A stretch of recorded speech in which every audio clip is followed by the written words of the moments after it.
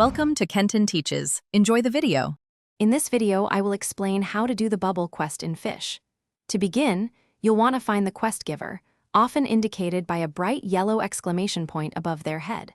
Approach them and interact to accept the bubble quest. Make sure to read the quest details carefully to understand your primary objective, which is typically to gather a certain amount of special bubbles scattered across the area. This initial step is crucial for a smooth adventure.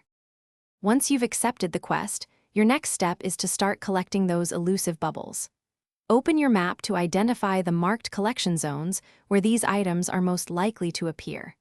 As you explore these areas, keep a keen eye out for glowing or shimmering bubble clusters. They often stand out against the background. Simply walk up to each cluster and interact with it to automatically add it to your quest inventory. You'll need to gather a total of 10 bubbles for completion. While collecting, be mindful of your surroundings. Some areas might have environmental hazards or even a few challenging enemies that could slow your progress. Use your minimap frequently. It often highlights the remaining bubble locations, guiding you efficiently. Once you have successfully gathered all 10 bubbles, your quest log will update.